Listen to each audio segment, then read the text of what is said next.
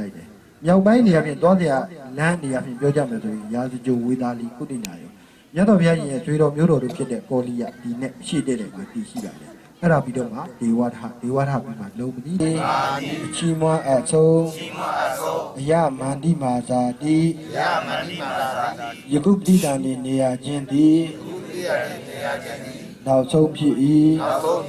နတ္တိဒါနိပုဏ္ဏဘောနောက်ထပ်တဖန်ပဋိဒံတေနေရခြင်းမရှိတော့ပြီကျွန်ုပ်တို့ပြုသမျှ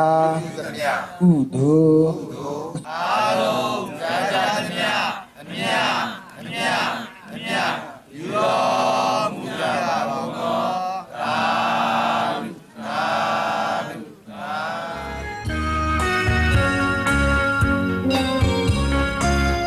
တကြမုနိဂေါရမမြတ်ဗုဒ္ဓဟာနိဗ္ဗာန်ရွှေဘုံခုံဝင်လုံးပြီးနောက်နှစ်ပေါင်း218နှစ်မှာမင်းဖြစ်ခဲ့တဲ့ဓမ္မသောကမင်းဟာအဘိဓိတ်သွင်းပြီးနှစ်ပေါင်း20ကြာတဲ့သာသနာနှစ်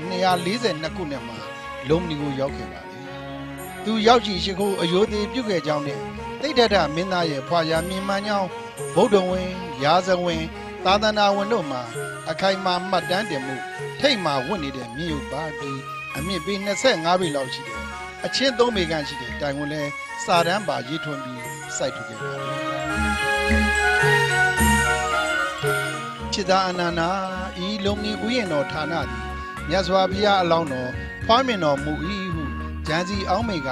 သရတရားနှင့်ပြည့်စုံသောအမျိုးကောင်းသားအမျိုးကောင်းသမီးတို့ဖို့ရာဖူးမြော်တိုက်သည့်တန်ဝေကရစေမဲ့ဌာနတစ်ပါးဖြစ်ပြီတယ်လို့မြတ်စွာဘုရားရှင်ကဟောကြားခဲ့တာဖြစ်ပါတယ်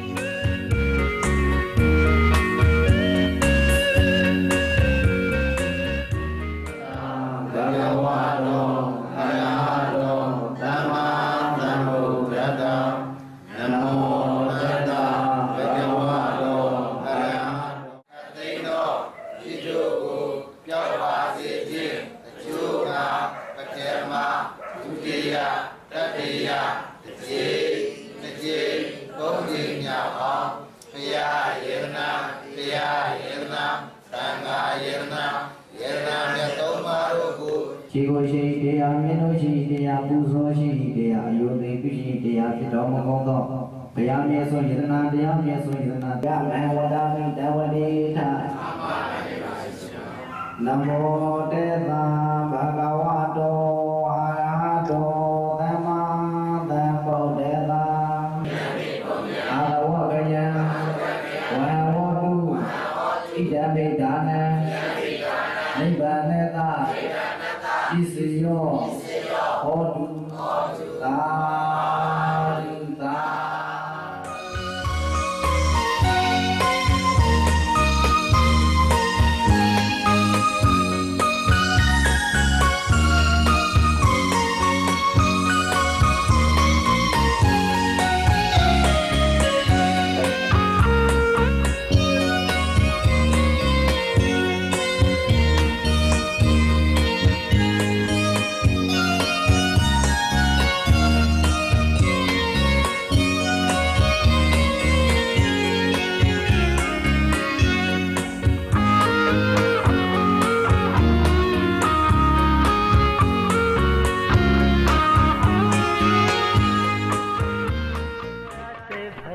ဖျောက်ွယ်ပေါင်းသူတော်ကောင်းများတို့ဟာမြတ်စွာဘုရားကိုရောမြတ်ကြီးတည်င်းသုံးတော်မူလေးရှိတယ်။တာဝတိပြည်မွန်ဇေလွန်ကျောင်းရှိတယ်။တာဝတိမြို့ကိုလည်းရောက်ရှိခဲ့ကြတာဖြစ်ပါတယ်။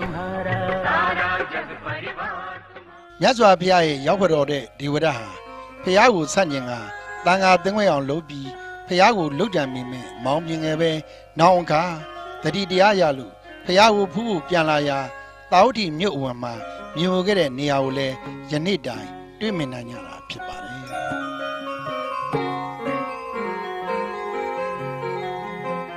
မြတ်စွာဘုရားကိုရောမြတ်ဟာတထေးတူရဲ့ဝါတိုင်တိတ်မှာတင်ထားတဲ့စန္ဒကုသပိတ်ကိုရှင်ပိန်နောလကတကူးနဲ့ယူခဲ့လို့ယဟန်တွေကိုတကူးမပြရလို့ပြညတ်တော်မူပါတယ်အဲ့ဒါကိုအခွန်ကောင်းယူပြီးဒိဋ္ဌုတို့ကမြတ်ဘုရားရဲ့သာသနာကိုထိပါလာတဲ့အပြင်ဖယားကိုပါတကူးပြိုင်မှုစိန်ခေါ်လာခဲ့ကြပါတယ်အဲ့ဒီကမြတ်စွာဘုရားက ဒေဒီတွေကိုနှိမ်နှင်းမှုတရက်ဘရင်ပေါက်ရာအရပါတကူပြမယ်လို့ပြောကြားခဲ့ပါတယ်ဒေဒီတွေကတာဝတိမှာရှိတဲ့တယူဇနာအတွင်းဟာတရက်ဘင်တွေကိုလည်းတပည့်လက်သားတွေနဲ့ခုတ်ပစ်ပါတယ်ဝါဇိုလပြည်နေ့မှာကောသလမင်းကြီးရဲ့ဥယျာဉ်ဆောင်ဖြစ်တဲ့ဂန္ဓအမည်ရှိတဲ့သူဟာမိမိဥယျာဉ်တရက်ပင်တပင်ရဲ့ခါချင်းဝန်အတွင်းကျွမ်းကြံနေတဲ့တရက်ဖြူသီးတစ်လုံးရပြီးတော့မြတ်ဗုဒ္ဓကိုဆက်ကပ်ခဲ့ပါတယ်မြတ်ဗုဒ္ဓဟာတရက်သီးကိုဖုံးပေးပြီးတရက်စီကိုရှင်အာနန္ဒာအားအစိုက်ခိုင်းလို့ရှင်အာနန္ဒာကဥယျာဉ်မူကန္ဓကိုစိုက်ခိုင်းပြီးတဲ့နောက်မြတ်စွာဘုရားကတရက်စီဆက်ရာမြေပေါ်ကိုလက်ဆေးချတဲ့အခါအရွက်အသီးအပွတ်တို့နဲ့ပြည့်စုံတဲ့တရက်ပင်ကြီးဖြစ်ပေါ်လာခဲ့ပါတယ်အဲ့ဒီတရက်ပင်ချင်းမှာပဲရင်မိအစုံအစုံတကုတ်ပြားတွေကိုပြသပါတယ်တရားကိုလည်းဟောကြားတော်မူပါတယ်တရားဟောကြားပြီးတဲ့နောက်မေတော်ဖြစ်ခဲ့တဲ့နတ်သားကိုတရားဟောကြားဖို့ဒါဝိနာနတ်ပြည်ကိုနှစ်လန်းသုံးဘွားနဲ့ကြွားသွားတော်မူခဲ့တာဖြစ်ပါတယ်ဒီတရက်ပင်ကုန်းမှာပဲသီရိဓမ္မသောကမင်းကြီးကဇေဒီတည်ထားပြီးအိန္ဒိယရှေးအောင်ဌာနကတူဖော်လို့ဇေဒီတော်ရဲ့ရှေးအုပ်တွေကိုလည်းယနေ့တဲ့အတိုင်းဖူးတွေ့နိုင်တာဖြစ်ပါတယ်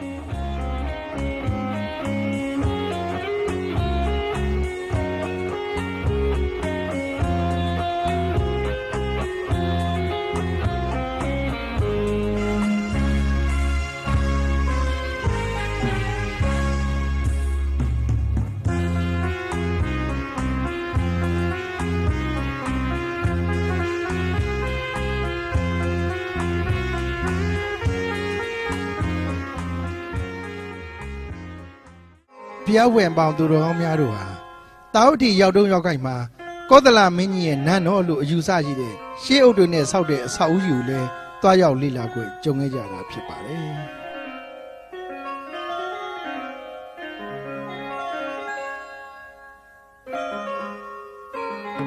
သာဝတိရိုးတော်အဲ့ဒါဆိုတော့ဓာတ်ကြီးအုပ်ချုပ်မင်းလောက်တဲ့ပုဂ္ဂိုလ်ကြီးကပြုတော့ပသေနရီတဲ့ဘယ်လိုခေါ်ပါလဲဘာလို့ပသေနရီလို့ခေါ်ပါလဲပဒနာပါနိုင်နရီမြေတဘွားဖြစ်နေလို့ပသေနရီတဲ့ရေချိုးလိုက်တော့ရေကအောက်မကျဘူးအချောချောချက်တွေကြီးနေပါပြီအဲ့ဒါဆိုတော့ဒီဘက်စေရီအကြောင်းမပြီးဘူးလားပြီးတော့ဒီရဲ့ရှေ့ကိုနည်းနည်းလေးသွားလိုက်အောင်စိတ်နဲ့ပဲသွားအောင်ကားသွားလို့မရဘူးဒီရဲ့ရှေ့ဘက်မှာကောသလမင်းကြီးရဲ့နန်းတော်ရအရင်တော့ရှီအောင်ဌာနကတူးဖို့တော့အုပ်ပုံရတယ်တွေ့တယ်နောက်ပိုင်းဆက်လက်တူးဖို့မပေးတော့သွားပြီးတော့လေးလာခွင့်မရတော့နန်းတော်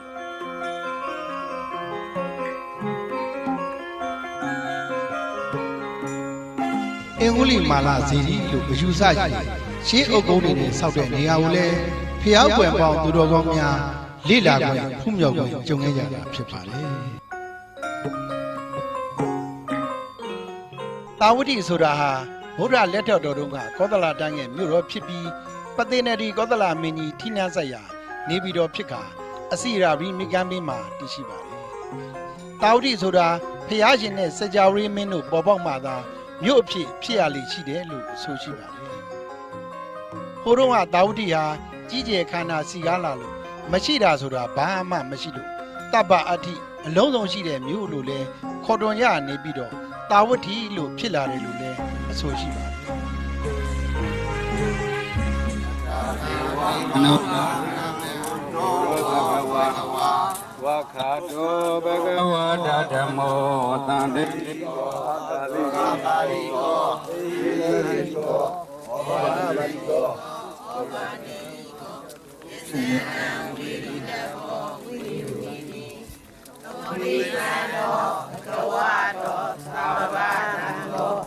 ဥဇောပဏိပန္နောဘဂဝတောသာဝကသံဃောယာယပဏိပန္နောဘဂဝတော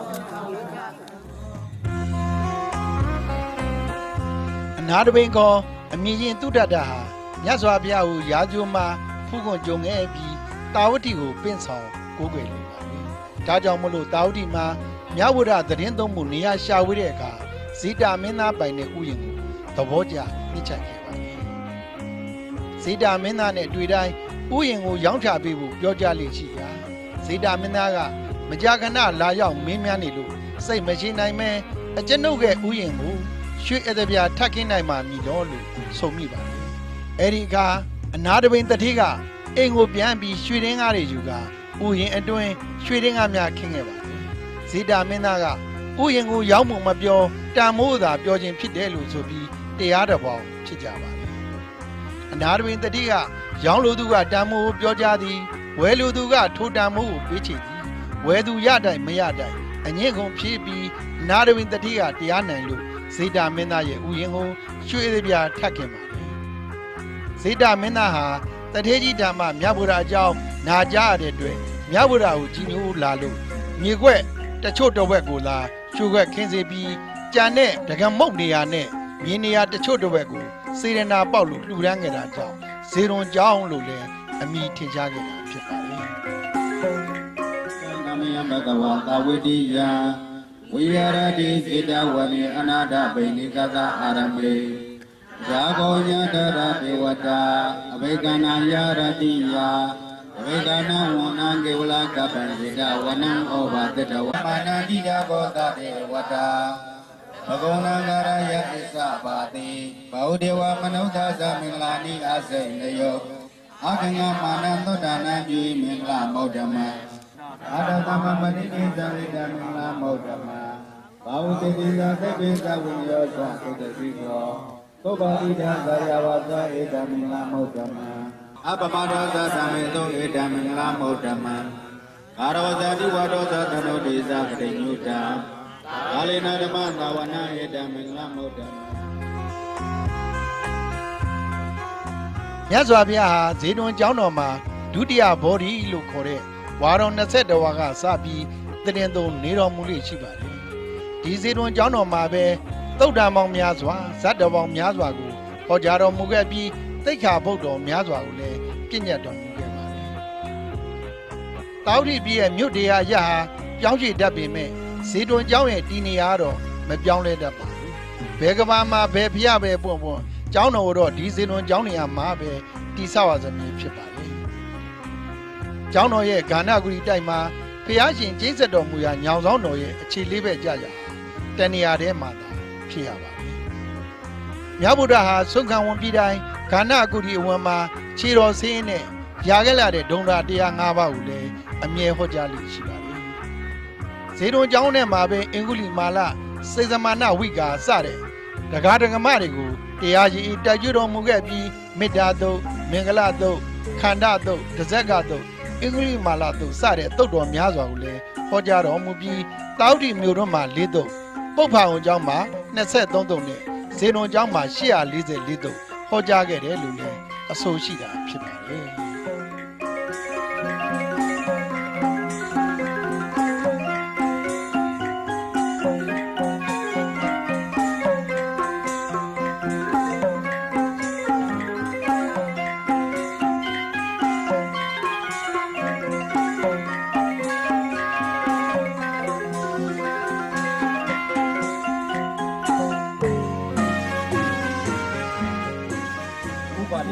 ရဲ့ကျောင်းစာ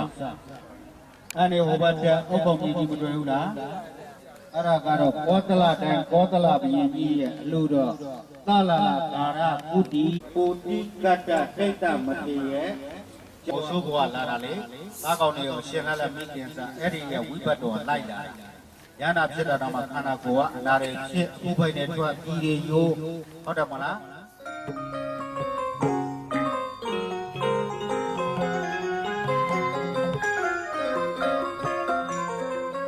ဇေတွန်ကျောင်းဝန်းထဲမှာမြင်မာတဲ့ညောင်မင်းကြီးကိုလည်းဖူးတွေ့နိုင်ပါလေဒီပင်ဟာမြတ်စွာဘုရားတက်တော်ထင်ရှားရှိတုန်းကအရှင်အာနန္ဒာရဲ့အစီအစဉ်နဲ့စိုက်ပျိုးခဲ့လို့အာနန္ဒာဘောဓိလို့ဒီနေ့ထက်တိုင်ခေါ်ဆိုနေကြပါတယ်မြတ်ဗုဒ္ဓဟာဝါတွန်း3လလောက်သာဇေတွန်ကျောင်းမှာဝါဆိုတဲ့သုံးပြီးဝါကျွတ်တဲ့အခါကိုလာတို့ပတ်လုံးမြစ်စီမဒေသတိုင်းပြည်အသီးသီးမြို့ရွာအသီးသီးကိုဒီသစာကြီးကြွချီတော်မူလို့ရှိပါတယ်တောဋ္ဌိမြို့သူမြို့သားတို့ဟာမြတ်စွာဘုရားကိုပူဇော်ဖို့ဇေတွန်ကျောင်းကိုလာတဲ့အခါပန်းနတ်သားတွေကိုယူဆောင်လာလေ့ရှိကြပါတယ်မြတ်ဗုဒ္ဓဒီသစာကြီးကြွကြည်နေတဲ့အချိန်မှာမြတ်ဗုဒ္ဓကိုမဖူးမြော်မတွေ့ရလို့ပူဇော်ရန်ယူလာကြတဲ့ပန်းနတ်သားတွေကိုဇေတွန်ကျောင်းပေါ်မှာဆွတ်ပစ်ခဲ့ကြပါတယ်